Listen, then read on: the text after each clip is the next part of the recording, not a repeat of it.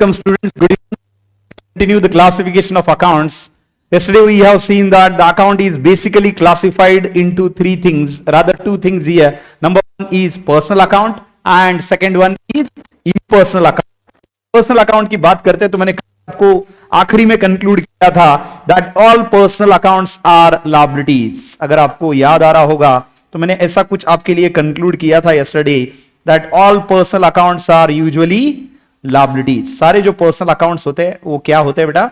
liabilities. उसके साथ मैंने ये भी कंक्लूड किया था आंखें बंद करके all assets are real accounts. बराबर है? ये बाइफिकेशन हमने कल देखा था बेटा. All assets, properties and positions of the business, यानी जो कुछ असेट है, प्रॉपर्टी है, पोजीशन है बिजनेस का, वो सारे कौन से अकाउंट होते हैं? वो रियल अकाउंट होते हैं. ये हमने कल कंक्लूड किया था as far as this particular chart is concern.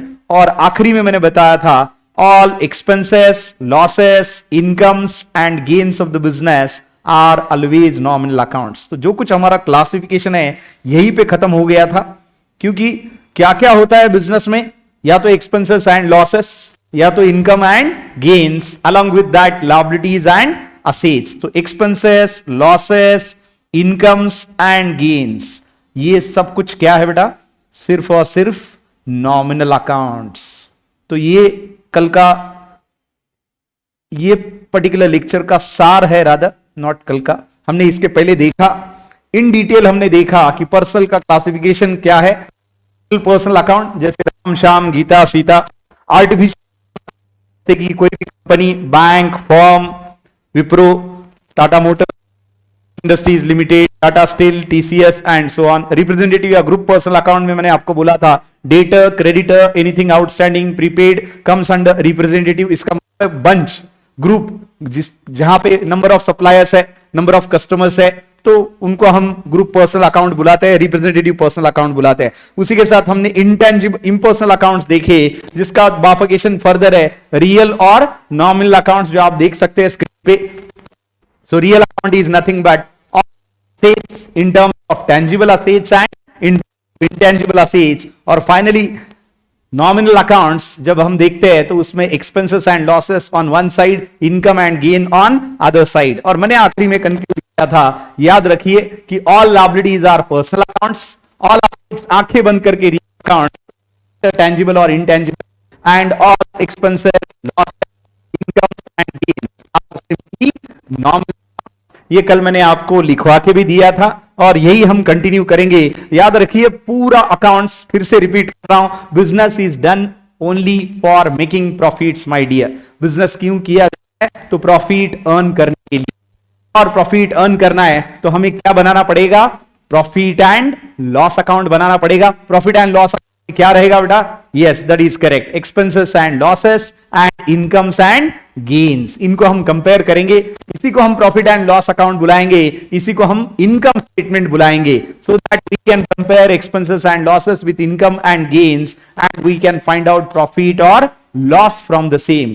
उसी के साथ हमें क्या बनाना है? Statement of various assets and liabilities as on a date, which is called as statement of balance sheet, जिसको हम बुलाते हैं, and that is called as and liabilities as on a particular date. तो हम उसी बेसिस पे ये account बाइफिकेशन देख रहे हैं और आगे इन्होंने इसी को एक्सप्लेन करके दिया है. जस्ट आप देख सकते हैं पर्सनल अकाउंट्स में उन्होंने नेचुरल पर्सनल अकाउंट क्या होता है वो दिया है. आर्टिफिशियल पर्सनल अकाउंट क्या इंक्लूड करता है उसके एग्जांपल, और रिप्रेजेंटेटिव पर्सनल अकाउंट. वैसे जब भी हमें अकाउंट आइडेंटिफाई करना है, हमारे लिए ऐसी कोई रिक्वायरमेंट नहीं कि हम माइक्रो. माइक्रो का मतलब क्या है? दैट इन डिटेल हमें सिर्फ देखना है कि पर्सनल अकाउंट है, रियल अकाउंट है, नॉमिनल अकाउंट है. पर्सनल अकाउंट का सीधा साधा मतलब लायबिलिटीज है, रियल अकाउंट का सीधा साधा मतलब असेट ही है, और नॉमिनल अकाउंट का मतलब है expenses, losses, incomes and gains of the business. इतना सिंपल है अकाउंट्स ट्रेडिशनल वे से. और इसी को मॉडर्न मेथड में अपन जब ढालते हैं तो मैंने कल के लेक्चर में ही आपको बताया था, increase in assets along with expenses and losses is debited, along with decrease in assets along with expenses and losses is credited. Exactly opposite rule students हमने देखा था, that increase in liabilities along with income and gains is credited, decrease in liability along with income and gain is debited. ये rule हमने modern में देखा था. मतलब हमें चार ही चीजें याद रखनी है जो मैं बार बार रिपीट कर रहा हूं. पहला असेट्स, दूसरा लायबिलिटीज, तीसरा expenses and losses of the business, चौथा इनकम और गेन्स ऑफ द बिजनेस. अब इसी चारों को लेके या तो हमें ट्रेडिशनल में ढालना है या तो हमें मॉडर्न मेथड में ढालना है. ट्रेडिशनल में बोलना है real, nominal and personal. All assets are real accounts, all liabilities are accounts, all expenses, losses, incomes and gains of the business are nominal accounts. उसी के साथ हमने बोला that classification of accounts in the sense of liabilities, assets, expenses and losses, income and gain, ये classification हम करेंगे. तो absolutely हमारा classification कैसे होगा? In terms of increase and decrease. अब इसी के रूल हमें यहां पे देखने हैं. तो इम्पर्सनल अकाउंट में क्या है? टेंजिबल और इनटेंजिबल जो हमने ऑलरेडी देखा है. That asset which cannot be seen and touched, which cannot be seen and which can be seen and touched. तो टेंजिबल जो देख सकते हैं, छू सकते हैं, land and building, plant and machinery, furniture and fixture. Intangible जो आप बस महसूस कर सकते हैं, गुडविल, पेटेंट, कॉपीराइट, ट्रेडमार्क. और उसी के साथ नॉमिनल अकाउंट हमने देखा था which represent all expenses, losses, incomes and gains of the businesses. That is, कल मैंने यहाँ पे कुछ ऐड भी किया था आपके लिए, लॉस यहाँ पे नहीं बताया था. तो यहाँ पे एक्सपेंसेस दिए, printing and stationery, purchases, advertisement. तो मैंने ऐड किया bad debts, loss by fire, loss by theft, loss in transit. तो ये सारी चीजें indicates loss for the business. Income and gain में क्या आएगा? इंटरेस्ट, डिविडेंड, कमीशन रिसीव्ड और sale of goods and services in which business deals. तो ये बड़ा सिंपल है बेटा. और आगे देखते हैं. देखिए डेबिट और क्रेडिट इन्होंने थोड़ा सा बताया है कि डेबिट और क्रेडिट क्या है. Debit is left hand side and credit is right hand side. मैं थोड़ा ऐड करता हूं, जैसे मैंने आपको बताया था डेबिट एंड क्रेडिट का प्लस और minus. Now not always debit is plus and not always credit is minus. It differs from account to account. That is real account, nominal account and personal account. उसके basis पे ये differ करता है, तो वो हम देखेंगे. और इसके लिए मैंने एक सिंपल एग्जांपल आपको बताया था दैट जैसे ही आप पैसे विड्रॉ करते हैं, गूगल पे से, अमेजॉन पे से कहीं पे करते हैं, तो आपको मैसेज आता है your account gets debited by INR. इसका मतलब है आपका अकाउंट माइनस हो चुका है, आपके बैंक से पैसे इतने गए क्योंकि आपने खर्च किया. उसी के साथ किसी ने पैसे डिपॉजिट किए आपके अकाउंट में बेटा, तो आपको मैसेज आता है your account gets credited by INR. मतलब आपका अकाउंट या तो प्लस हो रहा है या तो माइनस हो रहा है. बड़ा सिंपल है. डेबिट क्रेडिट कोई डिफिकल्ट बात नहीं है. जैसे राम, श्याम, गीता, सीता ऐसे नाम दिए, जैसे आपके नाम है राजवीर, पूनम, अंश, शीतल, उसी तरह से ये सारे नाम है डेबिट और क्रेडिट. बताएं कि क्या प्लस है और क्या माइनस है. तो debit and credit is plus and minus my dear. ये नेमिंग कन्वीनियंसेस है. जैसे हमारे नाम दिए है उसी तरह से ये नेमिंग कन्वीनियंसेस है. और ये देखिए ये गोल्डन रूल्स ऑफ अकाउंटिंग है जिसपे पूरा अकाउंट चलता है. तो कल हमने मॉडर्न में देखे थे, आज हम ट्रेडिशनल वे से अकाउंट देखेंगे कि क्या है. बड़े आसान रूल है और सिंप्लीफाइड रूल है. ये तीनों रूल याद रखने हैं बड़े परफेक्टली, इनको भूलना ही नहीं है क्योंकि पूरा अकाउंट इस पे चलता है. The first rule says that for personal account, debit the receiver, credit the giver, or debit the account which receives the benefit in the business, credit the account which gives the benefit from the business. देखिए बेटा, आपका business है, आपको point of view change नहीं करना है. आपको बनना है बिजनेस का चीफ अकाउंटेंट और देखना है कि आपके बिजनेस को बेनिफिट हो रहा है या आपका बिजनेस बेनिफिट दे रहा है. आप दूसरे के शूज में नहीं जाएंगे, आप एक ही पॉइंट ऑफ व्यू रखेंगे. पूरा अकाउंट लर्न करते टाइम याद रखना बिजनेस आपका है, आप उसके चीफ अकाउंटेंट है, तो आपका पॉइंट ऑफ व्यू बड़ा क्लियर रहेगा और कोई कंफ्यूजन का चांस नहीं है. जंप नहीं करना है, कूदी नहीं मारनी है इधर से उधर, एक ही शूज में रहना है. तो आपका बिजनेस है, आप चीफ अकाउंटेंट है. अगर आप बेचेंगे तो मतलब आपने बेचा है, आप खरीदेंगे मतलब आपने खरीदा है, आपके बिजनेस ने खरीदा है. आप बोलेंगे कि सामने वाली पार्टी अपने अपने बुक्स ऑफ अकाउंट में रिकॉर्ड करेगी, हम अपने बिजनेस बुक्स ऑफ अकाउंट में रिकॉर्ड करेंगे. ये पॉइंट ऑफ व्यू जितना क्लियर रखेंगे आप, तो आपको कोई कंफ्यूजन होने वाला नहीं है. वरना बच्चे क्या करते हैं, ओके सेल किया, किसको किया, एक्स को, तो एक्स के इसमें एंट्री, ऑब्वियसली एक्स बायर है, आप सेलर है. सेलर के बुक में अलग एंट्री होगी, बायर के बुक में अलग एंट्री होगी, दोनों में एक एंट्री होगी क्या? एब्सोल्युटली नहीं. तो यहां पे गड़बड़ हो जाती है. तो आपका बिजनेस सेल कर रहा है तो आप सेलर है, आपका बिजनेस बाय कर रहा है तो आप बायर है. आप पे कर रहे तो आपका पैसा जा रहा है, आप रिसीव कर रहे तो आपके पास पैसा आ रहा है, आप कैश में पे कर रहे तो कैश जा रहा है, आप कैश में रिसीव कर रहे तो कैश आ रहा है, आप बैंक के थ्रू पे कर रहे तो बैंक बैलेंस कम हो रहा है, आप बैंक के थ्रू रिसीव कर रहे तो बैंक बैलेंस ऐड हो रहे। बड़ा सिंपल है। तो इस तरह से अगर देखेंगे तो आपको कोई दिक्कत आने वाली नहीं है। तो for your business the rule are debit the receiver, credit the giver. Debit the account which receives the benefit from the business, debit the account which receives the benefit in the business, credit the account which gives the benefit from the business. Second rule आप देख सकते हैं screen पे, debit what comes in the business and credit what goes out of the business. मैं थोड़ा उसको elaborate कर रहा हूं, एक्सपांड कर रहा हूं, बिजनेस डाल रहा हूं उसमें, ताकि इसमें कोई कंफ्यूजन ना रहे।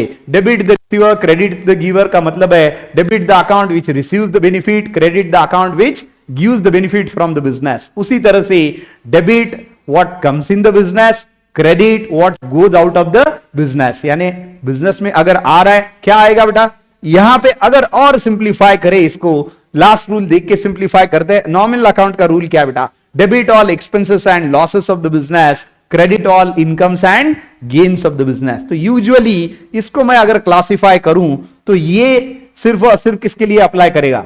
यस बेटा बताइए, ये किसके लिए अप्लाई करेगा? ये अप्लाई करेगा as far as this particular rule is concern. ये अगर हम रूल देखेंगे तो ये किसके लिए अप्लाई करेगा? This rule is particularly applicable for what? This rule is applicable for assets only. कौन सा? Real account. रियल अकाउंट किसके लिए एप्लीकेबल होगा? असेट्स। यानी असेट्स अगर बिजनेस में आ रहे तो हम डेबिट करेंगे, और बिजनेस के बाहर जा रहे तो हम उसको क्या करेंगे? क्रेडिट करेंगे। यानी जब भी असेट अकाउंट है, कोई भी असेट रहेगा, शॉर्ट टर्म या long term doesn't matter, business में आ रहा है तो वो डेबिट होगा, बिजनेस के बाहर जा रहा है तो वो क्रेडिट होगा। In simple words let me explain you. Let's say that your business has purchased a plant and machinery of ₹2 lakh and amount is through bank account. Business में क्या खरीदा? आपके बिजनेस प्लांट एंड मशीनरी, और उसके बदले में आपने पैसा कैसे पे किया? तो आपने पैसा पे किया बैंक अकाउंट से। अब जब भी ट्रांजैक्शन आता है तो हमें पता है there has to be at least 2 accounts. Why? Because one should be debited, another should be credited. Process को याद रखिए बेटा, कभी भी ट्रांजैक्शन आता है तो कम 2 पार्टीज, 2 अकाउंट होने ही चाहिए। क्यों? वरना तो फिर एग्रीमेंट नहीं होगा और ट्रांजैक्शन भी नहीं होगा। एक को डेबिट देना है, दूसरे को क्रेडिट देना है। आपने क्या खरीदा? Plant and machinery.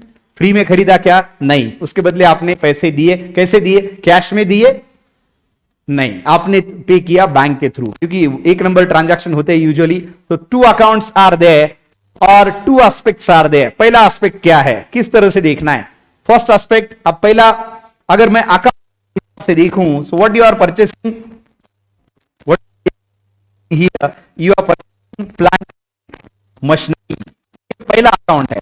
और पेमेंट आप कैसे कर रहे बेटा? आप पेमेंट कर रहे बैंक अकाउंट से।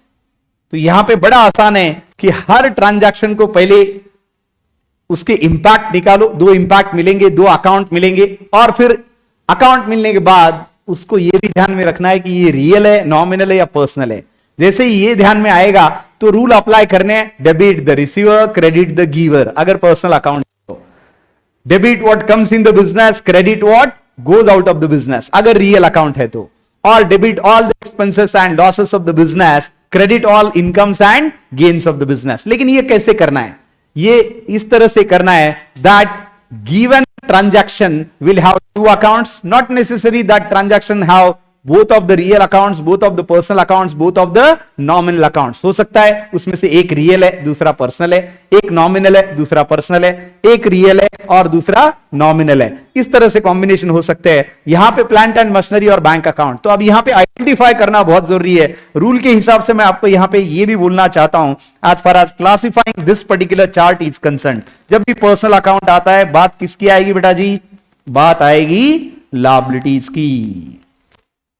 उसी के साथ जब हम असेट्स देखेंगे तो बात आएगी रियल अकाउंट्स की, और फाइनली जब बात आएगी नॉमिनल अकाउंट्स की, तो नॉमिनल अकाउंट्स क्या होते हैं? Nominal accounts are usually expenses and losses, incomes and gains. तो बड़ा सिंपल मैटर हो गया अभी, क्योंकि हमें पता है कि कौन सा रूल किसके लिए अप्लाई कर रहे और वहां पे क्या आने का एक्सपेक्टेशन है, expenses, incomes, losses and gains, यही रूल है और इसके हिसाब से हम रूल अप्लाई करेंगे। लायबिलिटी आई तो बोलेंगे debit the receiver, credit the giver. Asset आया तो बोलेंगे debit what comes in the business, credit what goes out of the business. कुछ भी एक्सपेंसेस, लॉसेस, इनकम, गेन में से आया तो इनको नॉमिनल अकाउंट बुलाएंगे और रूल अप्लाई करेंगे, debit all expenses and loss of the business, credit all incomes and gains of the business. तो जैसे मैंने आपको ट्रांजैक्शन बोला कि business has purchased a plant and machinery of rupees 2 lakh and amount is paid through bank. So plant and machinery पहला account हुआ, दूसरा bank account हुआ। अब क्या आइडेंटिफाई करना है, अब इसका टाइप ऑफ अकाउंट आइडेंटिफाई करना है, मतलब रियल, नॉमिनल, पर्सनल। आपका बिजनेस है, आपके बिजनेस ने खरीदा तो आपके लिए प्लांट एंड मशीनरी क्या हुआ बेटा, obviously an asset and we all know asset is a real account. Yes और नो, समझ में आ रहा है? कोई दिक्कत है तो जरूर पूछिए, ये पूरा एक्सप्लेन करता हूं बेटा ट्रांजैक्शन, आपको कोई दिक्कत नहीं है, पूरा यहां पे ध्यान से सुनिए और फिर आप इसको समझिए और बाद में हम इसको साथ में मिलके करेंगे तो आपको कोई कंफ्यूजन यहां पे रहने वाला नहीं है। दूसरा क्या है, बैंक अकाउंट। बैंक मैंने आपको बोला था any name of the person, natural, artificial और लीगल और group is nothing but a personal account. तो बैंक पर्सनल अकाउंट है। कौन सी बैंक है हमें पता नहीं, जरूरत भी नहीं है, आईसीआईसीआई, एचडीएफसी, एक्सिस, एसबीआई, जो भी हो। तो एक है, दूसरा पर्सनल है, मतलब एक रूल आएगा अकाउंट का जो बोलता है debit what comes in the business, credit what goes out of the business. दूसरा रूल आएगा पर्सनल अकाउंट का जो बोलता है debit the receiver, credit the giver. अब देखिए, प्लांट एंड मशीनरी आपने खरीदी, आपके बिजनेस ने खरीदी, तो आपके बिजनेस में प्लांट एंड मशीनरी आ रही है या बाहर जा रही है? That is what the point of view. क्यों? क्योंकि जब भी रियल अकाउंट आता है पिक्चर में, रूल क्या है बेटा जी, debit what comes in the business, credit what goes out of the business. तो प्लांट एंड मशीनरी तो अभी आ रही है, why? Because now you are purchasing plant and machinery.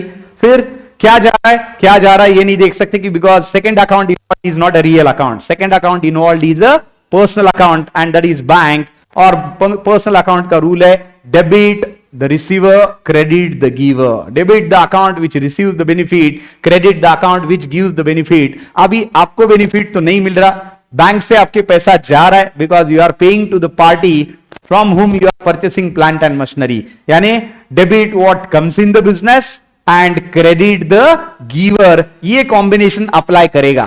मैंने जैसे बोला आपको कि जरूरी नहीं है कि हर बार दोनों रियल अकाउंट हो, दोनों नॉमिनल हो या दोनों पर्सनल हो। ऐसा भी कॉन्टेक्स्ट आएगा कि कभी कभार दोनों रियल होते हैं, कभी कभार दोनों नॉमिनल होते हैं, दोनों पर्सनल होते हैं, लेकिन मैक्सिमम कॉम्बिनेशन ऐसा आएगा, एक रियल दूसरा नॉमिनल, एक पर्सनल दूसरा रियल, एक पर्सनल और दूसरा नॉमिनल, अलग अलग कॉम्बिनेशन बनेंगे। रूल अप्लाई करना है, डेबिट क्रेडिट देना है, बात खत्म। तो यहां पे बड़ी आसानी से उन्होंने समझाया, तो मैंने आपको बताया कि करना क्या है।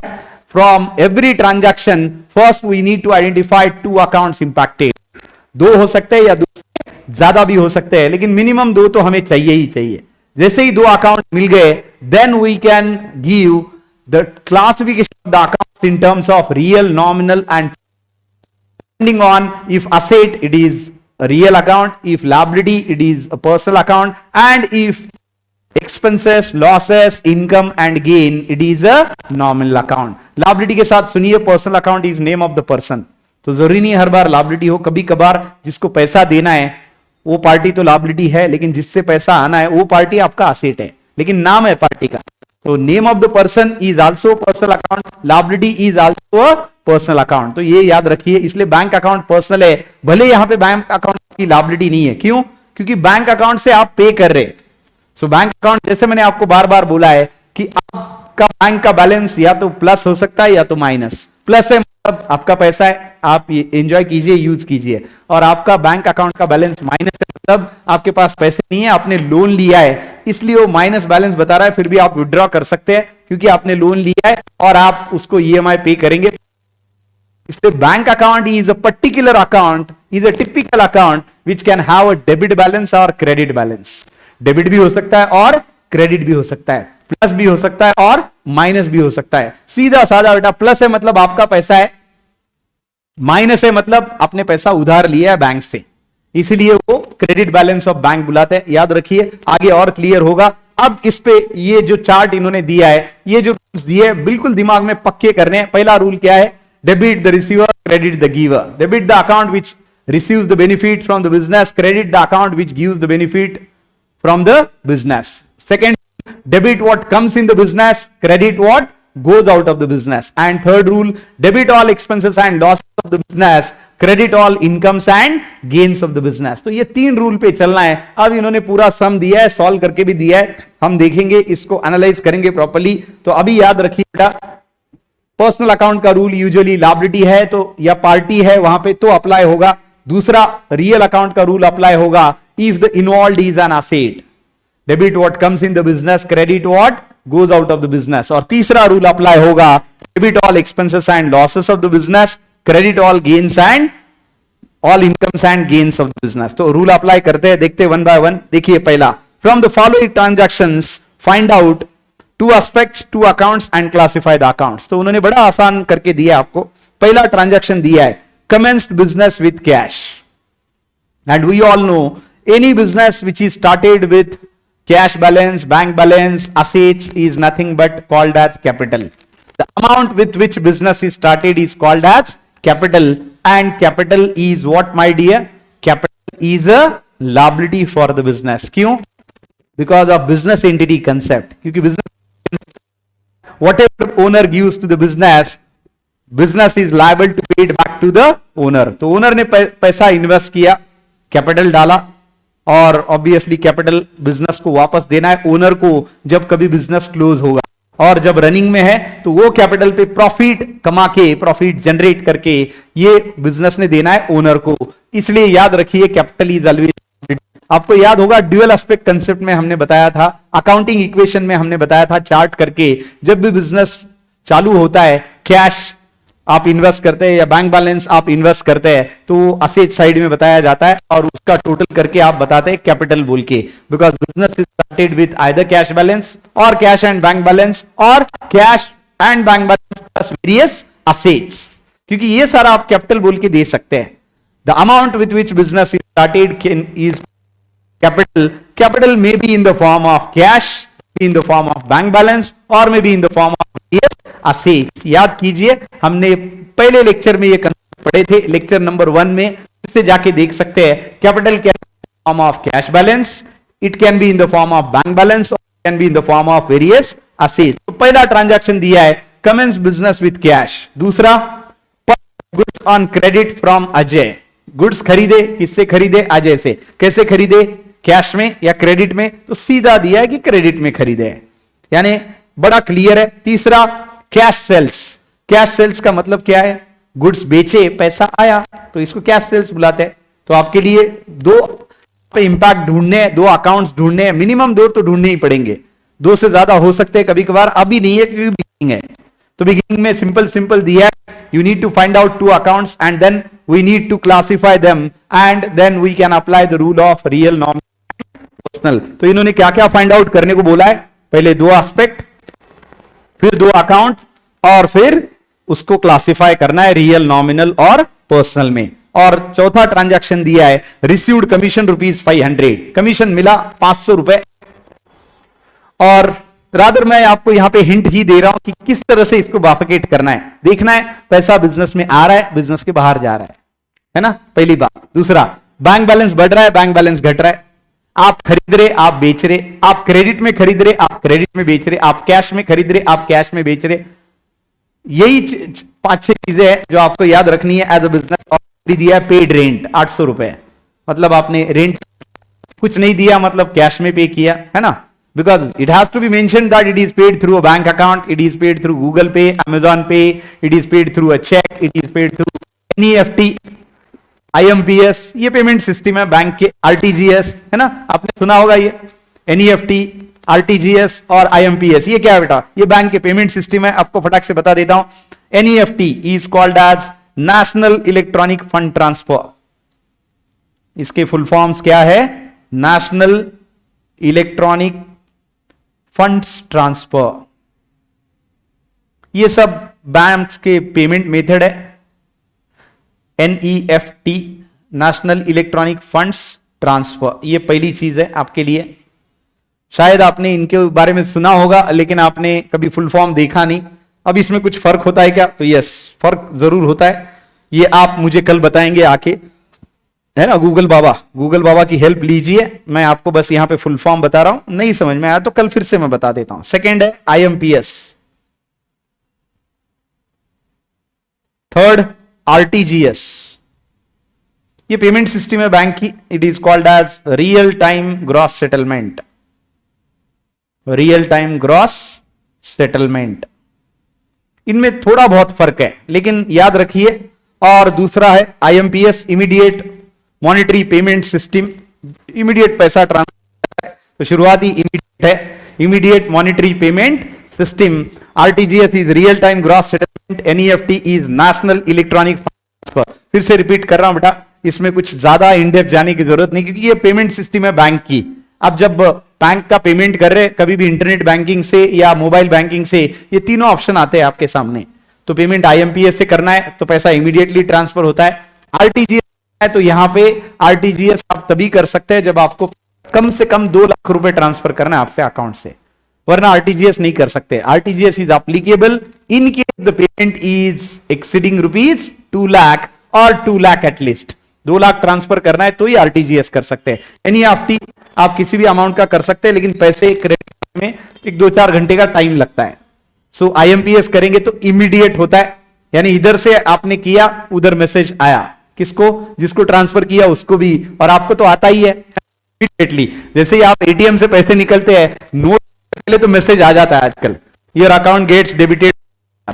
आपको लगता है कभी कभी मैसेज तो आ गया, पैसे आए नहीं अभी तक, लेकिन आ जाते हैं, because that is way the system is very fast, क्योंकि ये सारा ऑनलाइन ट्रांजैक्शन है, फटाफट मैसेज आ जाते हैं। और NEFT के लिए आपको 2-4 घंटे लगते हैं। RTGS 2 लाख या 2 लाख से ज्यादा है तो कर सकते हैं। IMPS किसी भी अमाउंट के लिए इमीडिएटली कर सकते हैं। तो ये थोड़ा सा डिफरेंस है, और जानना है तो आप गूगल बाबा से पूछिए RTGS, NEFT और IMPS में डिफरेंस क्या है और इसमें और क्या चीजें देख सकते हैं। बट ये पेमेंट ट्रांसफर की मेथड है, याद रखिए। So I hope this is clear for you. National electronic fund transfer for NEFT, RTGS for real time gross settlement and IMPS for immediate monetary payment system। तो ये बस आपके knowledge के लिए था, आप इसको और ज्यादा देख सकते हैं। कोई और डाउट रहा तो जरूर पूछ सकते हैं बेटा। तो चलिए अब देखिए, यहां पे उन्होंने आंसर आपको बना के दिया है। पहला ट्रांजैक्शन क्या था? Commence business with cash. मतलब what are the 2 aspects? They have already given the 2 aspects. Aspect number 1, cash comes in the business। मैंने बोला फ्यू क्या रखना है, आपका बिजनेस, आप ओनर है, आप उसके चीफ अकाउंटेंट है, आपने बिजनेस चालू किया तो बिजनेस में क्या आया? बिजनेस में ऑब्वियसली कैश आया, क्योंकि बिजनेस शुरू हुआ कैश के साथ। How much? ₹20,000। तो ये हाउ मच अभी के लिए छोड़ देते हैं, अभी बस एस्पेक्ट पे ध्यान देते हैं। तो पहला एस्पेक्ट है, दूसरा एस्पेक्ट है कैपिटल। कैश कौन सा अकाउंट है? रियल अकाउंट है। कैपिटल कौन सा अकाउंट है? Capital is a personal account. मैंने बोला आपको क्या, that is due to business entity concept, owner and business are always two separate legal entities by law, and it says that whatever owner gives to the business, business is liable to paid back to the owner. यानी जो भी owner को देगा वो business को owner को वापस देना।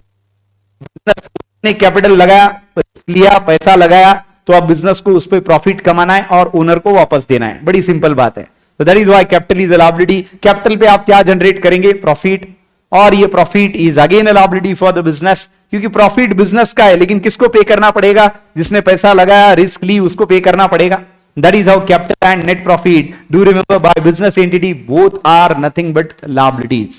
बिजनेस एंटिटी कंसेप्ट के हिसाब से दोनों क्या है? लायबिलिटी है। क्यों? क्योंकि कैपिटल भी ओनर ने दिया है, आपने उस वो कैपिटल यूटिलाइज करके प्रॉफिट बनाया, अब ये भी बिजनेस को वापस देना है ओनर को। क्योंकि देखा जाए तो बिजनेस एक आर्टिफिशियल चीज है। Who started it? Owner.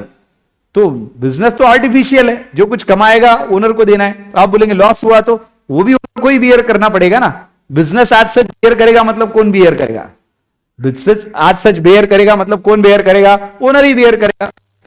That is what the reality. Though loss is that owner and business are two separate legal entities, still you have to see that obviously it is either enjoyed by owner in terms of profit or bear by owner in terms of loss. So that is why profit and liability, तो ये देखिए दो aspect यहां पे क्या दिए, cash comes in and capital is the giver, और owner is the giver और प्रोप्राइटर इज द गिवर। ये ओनर मतलब प्रोप्राइटर है, owner in proprietor is one and the same thing, synonymous है।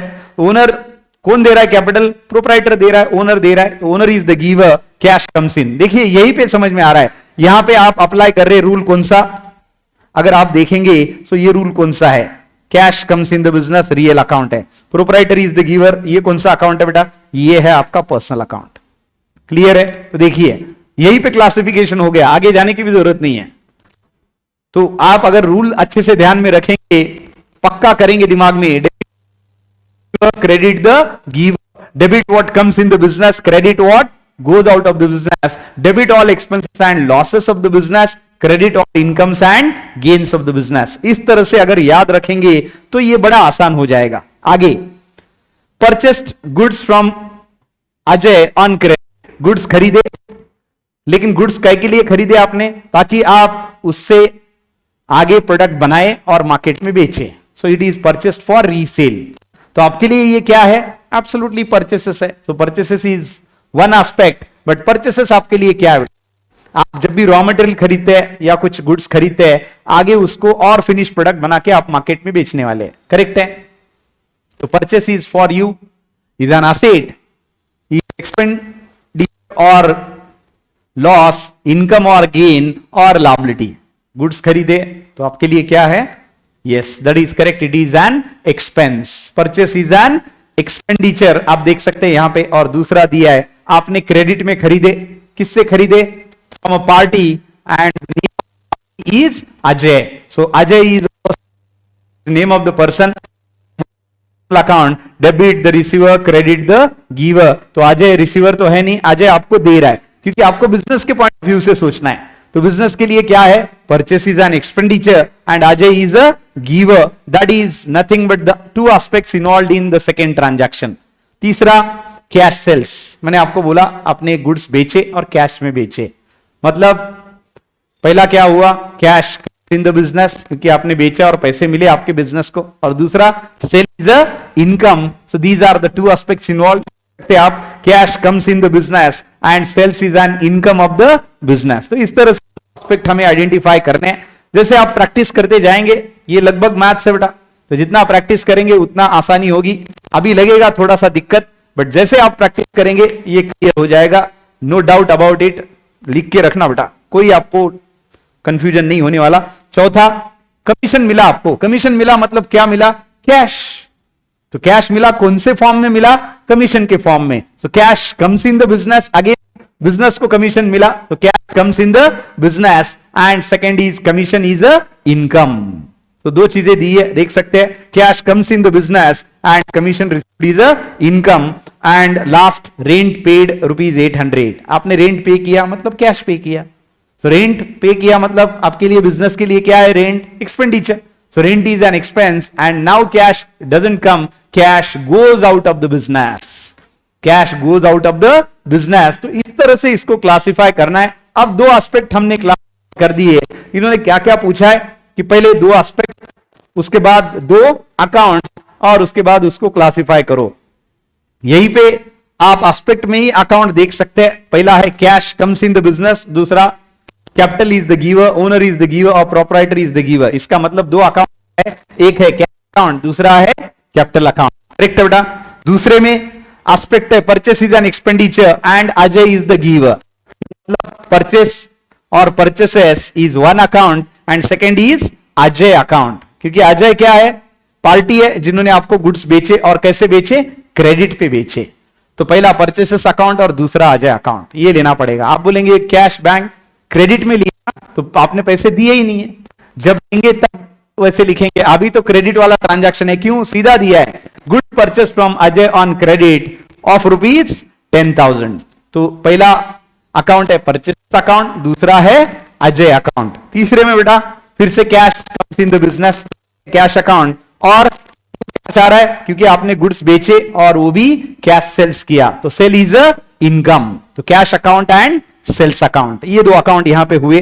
चौथा, आप कमीशन मिला, मतलब cash comes in the business, तो पहला अकाउंट कैश है और कौन से फॉर्म में मिला, कमीशन के फॉर्म में मिला, तो cash account and commission account, ये दो अकाउंट यहां पे हुए। और आखिरी में पेड रेंट ऑफ ₹800, जिसमें rent is an expense and cash goes out of the business. So rent आपका क्या है बेटा, यस एक्सपेंस है, पहला अकाउंट है, दूसरा कैश आपका दूसरा अकाउंट है, cash goes out of the business. अब देखिए two aspects and two accounts, तो उन्होंने यहां पे टू एस्पेक्ट्स बताए, से रिपीट किया, पहला टेबल दूसरा two aspects and two accounts, cash comes in the business and business proprietor is giver.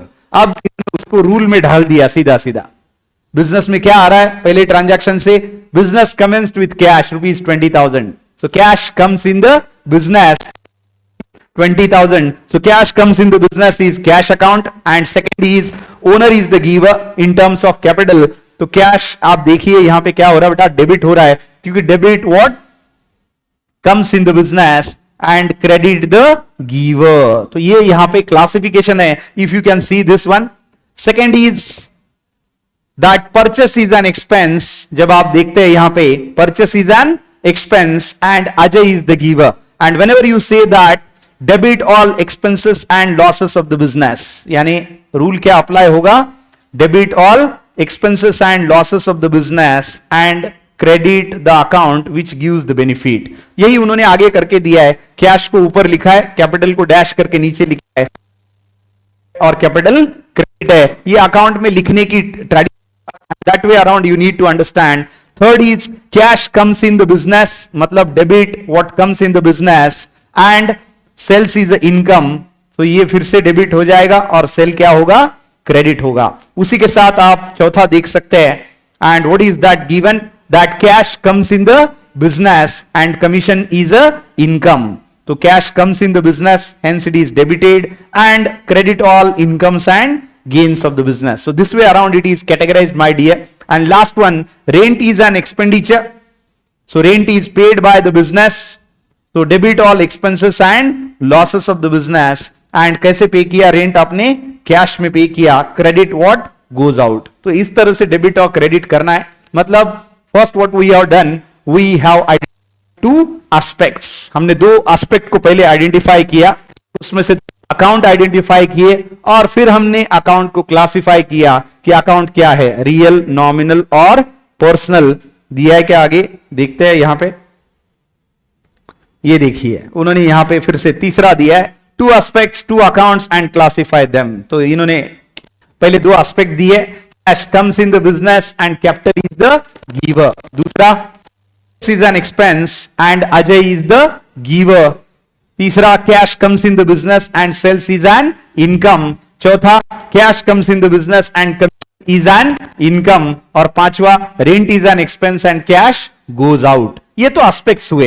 Aspects के साथ हमने क्या देखा, एस्पेक्ट्स के साथ हमने देखा टू अकाउंट्स, जैसे मैंने ऊपर आइडेंटिफाई करके बताया। तो पहले इसमें कैश और कैपिटल अकाउंट, दूसरे इसमें परचेसेस और अजय अकाउंट, तीसरे इसमें बेटा कैश अकाउंट और सेल्स अकाउंट, चौथे इसमें cash account and commission account, और आखिरी में रेंट अकाउंट और कैश अकाउंट। इसके साथ हमने क्या किया, उसका क्लासिफिकेशन हमने कर दिया। Cash is a real account because it is an asset, capital is a liability as it is a personal account, purchase is an expenditure, all expenses, losses, incomes and gains of the business are always nominal accounts। तो purchase nominal है, आगे party है तो it is obviously a personal account, name of the person, natural, artificial or group is always a personal account। तो Ajay is a personal account है, उसके साथ cash comes in और sales is income, cash account और sales account है यहां पे, फिर से cash account is your real account because it is your asset, और उसके साथ सेल्स आपका नॉमिनल अकाउंट है क्योंकि सेल्स आपका क्या है, इनकम है, because all expenses, losses and incomes and gains of the business are nominal accounts. उसी के साथ फिर से कैश और कमीशन है, तो cash is always real account, इतना तो याद रख ही सकते हैं, कैश या तो आएगा या तो बाहर जाएगा, always it is an asset, so debit what comes in the business, credit what goes out of the business whenever cash is there. बड़ा सिंपल है, सिंप्लीफाई करके रखो, क्योंकि कैश या तो बिजनेस को रिसीव करे, बिजनेस रिसीव करेगा या तो बिजनेस पे करेगा। कैश तो आपका असेट है, आप रिसीव करेंगे तो भी असेट है, आप पे करेंगे तो आपके कैश बैलेंस से पे करेंगे तो भी असेट है, लेकिन रूल सिर्फ अप्लाई होगा, आ रहा है तो डेबिट करेंगे, कैश को जा रहा है तो क्रेडिट करेंगे। क्यों, debit what comes in the business, credit what goes out of the business. और आखिरी में रेंट अकाउंट और कैश अकाउंट, जहां पे रेंट अकाउंट आपका नॉमिनल अकाउंट है क्योंकि एक्सपेंडिचर है, और कैश फिर से आपका रियल अकाउंट है। क्यों? क्योंकि आगे इन कैश या तो आप रिसीव करेंगे या तो आप पे करेंगे। रिसीव करेंगे तो debit what comes in the business, पे करेंगे तो credit what goes out of the business. So that is what यहां पे देखिए, टू एस्पेक्ट्स, टू अकाउंट्स और क्लासिफिकेशन। बताइए बेटा, इसमें कोई डाउट है? आई अंडरस्टैंड कि थोड़ा बहुत आपको लगेगा कि यहां पे दिक्कत हो रहा है, होता ही है शुरुआत में। जैसे ही आप प्रैक्टिस करेंगे, it is like maths only, it is rather maths only. जितना आप प्रैक्टिस करेंगे उतना ज्यादा आप कंफर्टेबल हो जाएंगे और आपको कोई दिक्कत आने वाली नहीं है। अभी दूसरा हम मिलके करेंगे, ये देखिए, from the following transactions find out two aspects and two accounts. अब इन्होंने बड़ा अच्छा करके दिया है ना, इसलिए ये स्टेट बोर्ड को हमने धन्यवाद देना चाहिए कि इन्होंने अच्छा बुक बनाया है। अब ये देखिए, कुछ आगे मिस्टेक है but absolutely nobody, no human being is without mistakes. हमने बस वो करेक्ट करना चाहिए, गलतियां हुई तो एक्सेप्ट भी करना चाहिए। तो चलिए अब यहां पे हम करेंगे, हम सब मिलके करेंगे कि ये किस तरह से सॉल्व करना है। उसके लिए पहले आप जरा ये देख लीजिए, मैं आपको पहले फिर से ये ट्रांजैक्शन बता देता हूं, एक बार ट्रांजैक्शन देख लीजिए सो that you can see them and you can try and understand them. देखिए बेटा, यस, शीतल, पूनम, अंश, राजवीर, अमर, स्नेहा, एनी तो जरूर बताइए बेटा। अगर आपके पास कोई भी डाउट है तो आप जरूर पूछिए, बेझिझक पूछिए, जस्ट डोंट वरी। कितना भी चाइल्डिश हो, आपको लगे कि बहुत चाइल्डिश, फिर भी पूछ लीजिए। जो इंसान ज्यादा क्यूरियस होता है वो ज्यादा पढ़ता है, ऐसा बोला जाता है ना। लेकिन थोड़ा लॉजिकल है ना, थोड़ा खुद से भी समझने की कोशिश कीजिए। नहीं समझ में आ रहा है तो आप जरूर पूछ सकते हैं, कोई दिक्कत। I am here for that only, so do let me know for doubt. एक बार ट्रांजैक्शन देख लीजिए डायरेक्टली, इसके बाद आपको आखिरी वाला टेबल बताता हूं ताकि आप उसको कोरिलेट कर पाए, और फिर अगला एग्जाम्पल अपन सब मिलकर सॉल्व करेंगे। यूट्यूब वाले जो लोग देख रहे हैं यूट्यूब पे, तो आप भी और जो लोग यहां पे बैठे हैं वो भी बता सकते हैं मुझे। चलिए चले आगे, एक बार ट्रांजैक्शन आखिरी टेबल आपको बताता हूं so that you can just correlate. So this is the last table, just correlate it and then we can solve another example. आप देख लीजिए एक बार, तो अगला एग्जांपल अपन सॉल्व करते हैं ये देख के।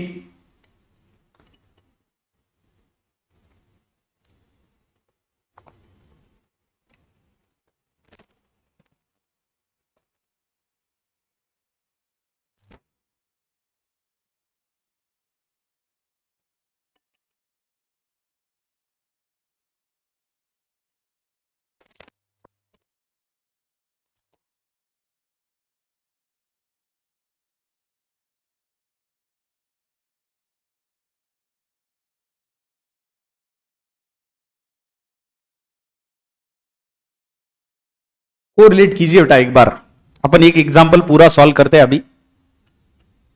डोंट वरी, अपन दो चार एग्जांपल सॉल्व करेंगे, जब तक आपको समझ में नहीं आता बिल्कुल कंफ्यूजन में मत रहिए, कोई चिंता नहीं बेटा, कोरिलेट करने की कोशिश कीजिए। कुछ डाउट है तो जरूर पूछिए आप।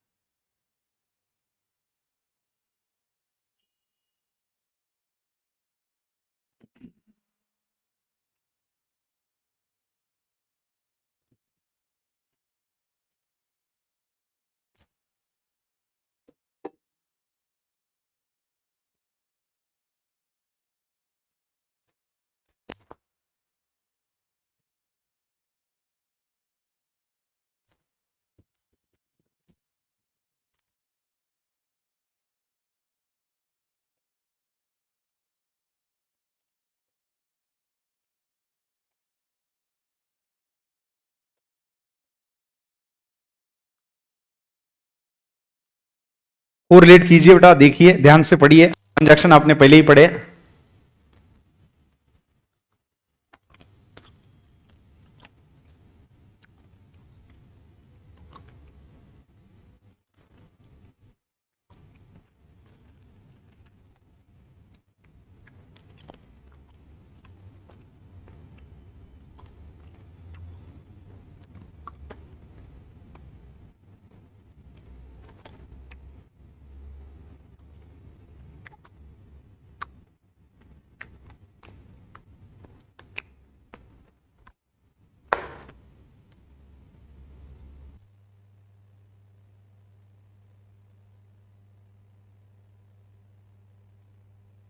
ध्यान से कोरिलेट करके देखना बेटा।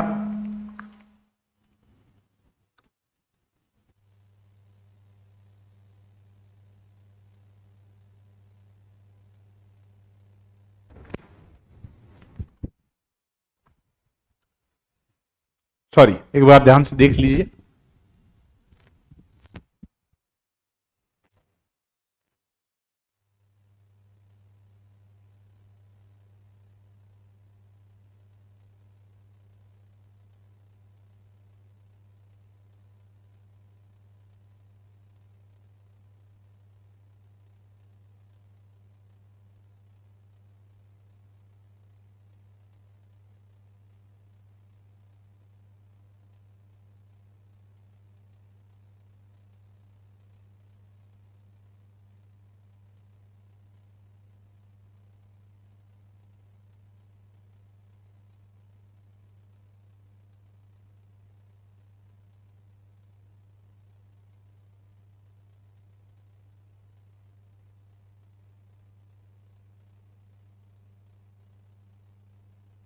समझ में आ रहा है? कोई दिक्कत है? चलिए अपन सॉल्व करते हैं एक एग्जांपल अभी।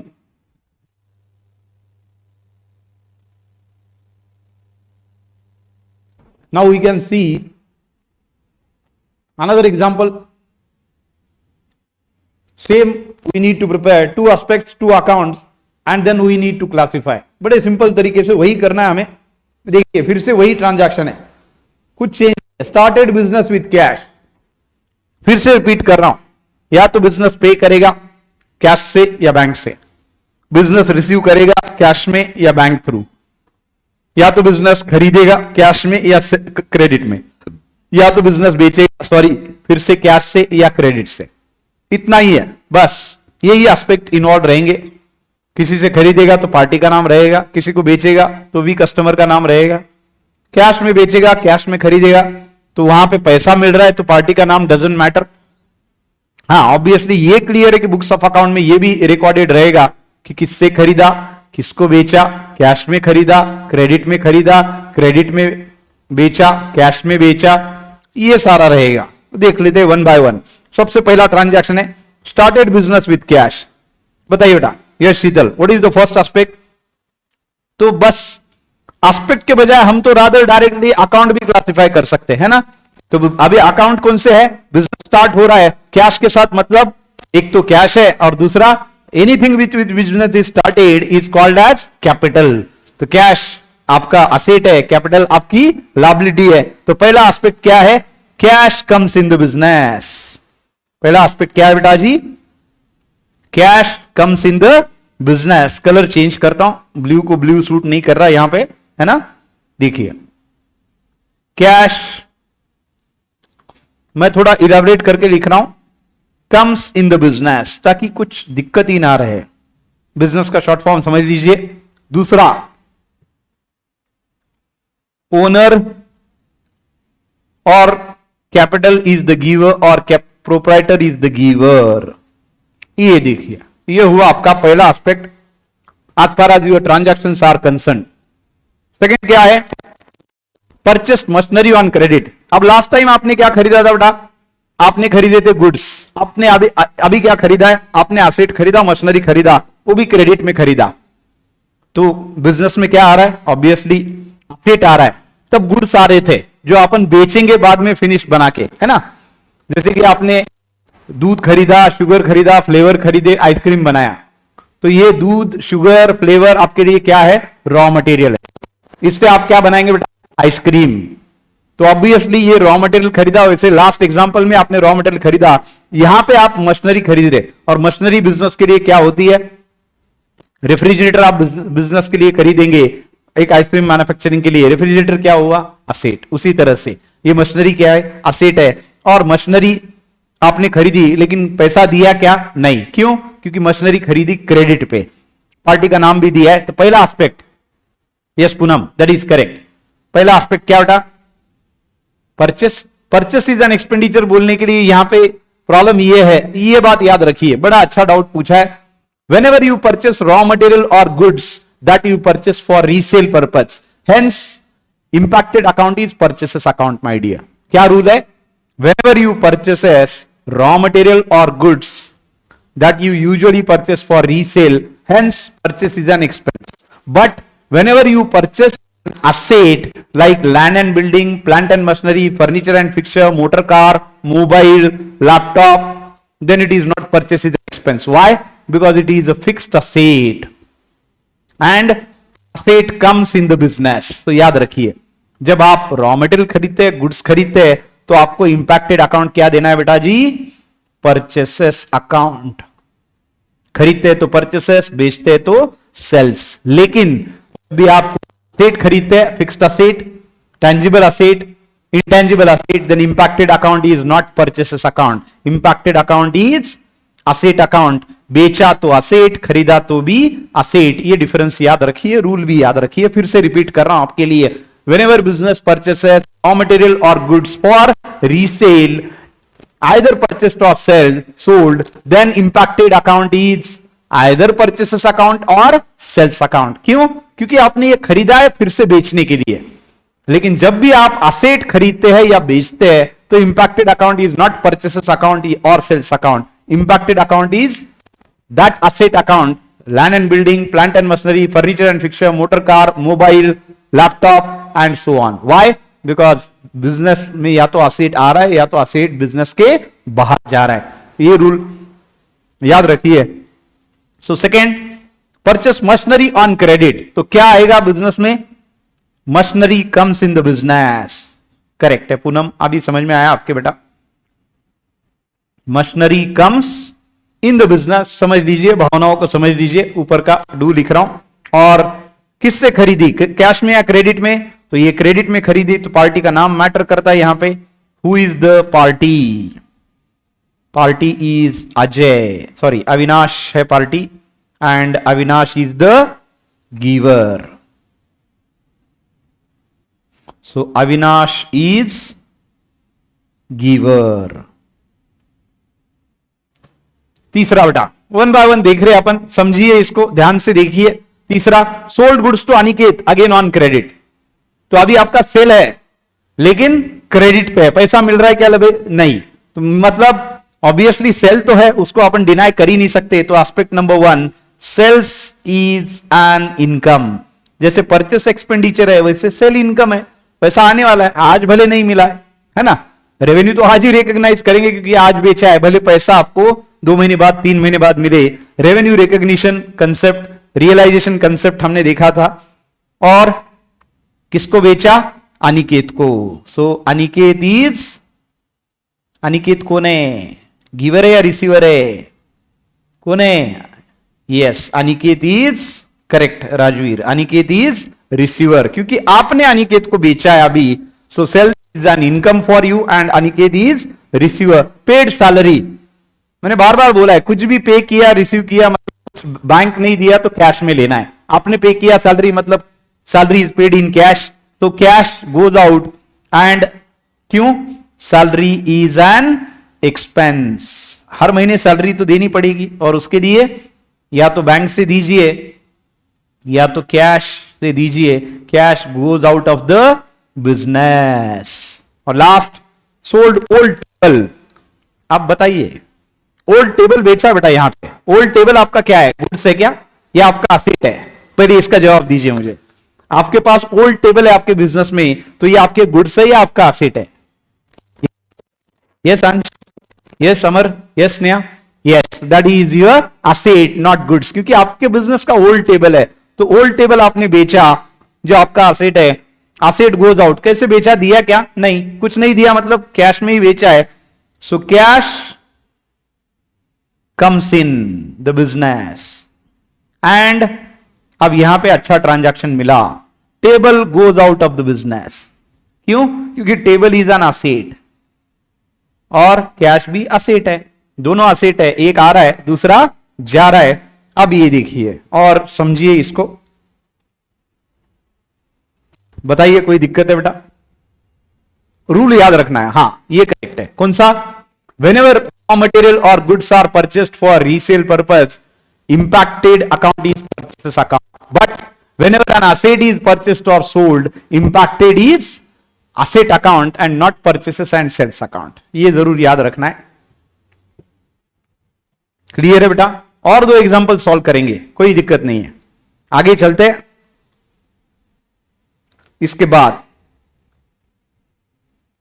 To aspects and two accounts, तो एस्पेक्ट तो क्लियर है, हमने लिखे थे cash comes in the business and owner is the giver, तो मैं बस अकाउंट लिखता हूं यहां पे, पहला कैश अकाउंट और दूसरा क्या था बेटा? Yes that is correct, capital account. दूसरा ट्रांजैक्शन क्या था आपका? एक बार इसका आप ध्यान से लिख दीजिए, या आप एक फोटो भी निकाल सकते हैं, कोई दिक्कत नहीं है, so that we can just solve it out. आप बाद में कॉपी करने वाले, ये बात अलग है, ठीक है? निकाल दिया बेटा? गुड। चलिए, कभी कभार मोबाइल प्रोडक्टिव चीज के लिए भी यूज कर लेना चाहिए, जो अपन कभी भी नहीं निकालते हैं। दूसरा है मशीनरी और अविनाश, है ना? तो लिखिए, ये देखिए, पहला अकाउंट यहां पे मशीनरी अकाउंट है, machinery comes in the business because you purchased it, और दूसरा है आपने क्रेडिट पे खरीदा, किससे खरीदा? Avinash is the giver. उसके बाद तीसरा क्या था? Sale is an income and Aniket is receiver. अब आप बोलिए, ऊपर नहीं जाता मैं, हाँ? तो पहला अकाउंट है सेल्स अकाउंट, दूसरा अकाउंट है अनिकेत अकाउंट। यस बेटा, नेक्स्ट बताइए क्या दिया है? What is the next transaction given?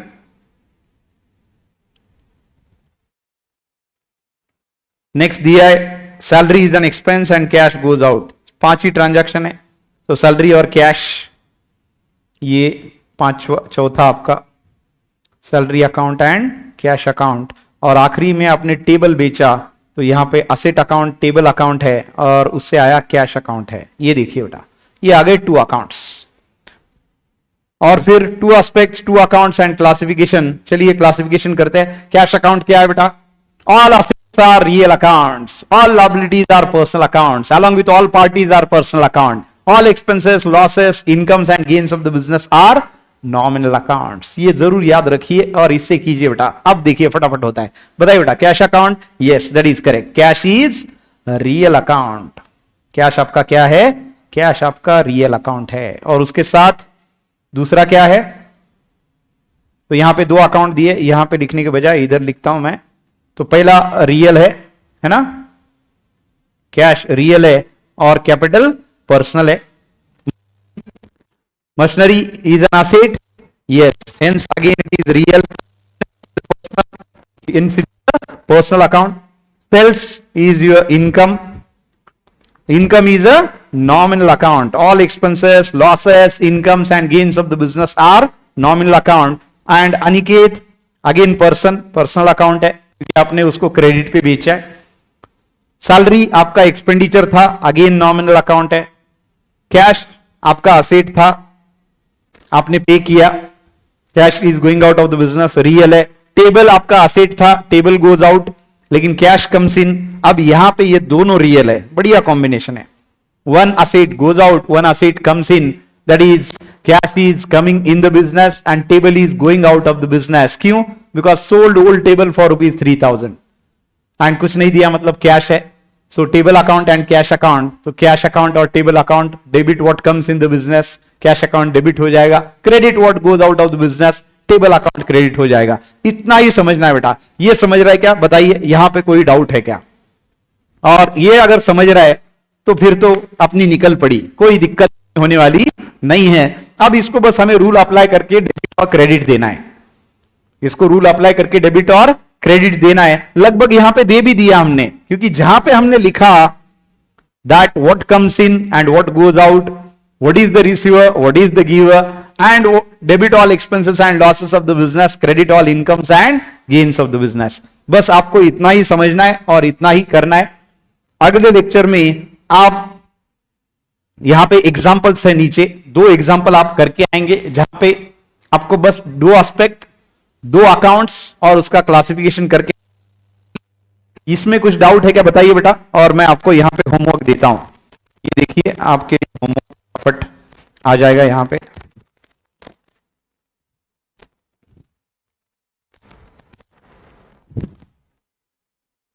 शुरुआत में है क्या? होमवर्क है, कोई दिक्कत नहीं है।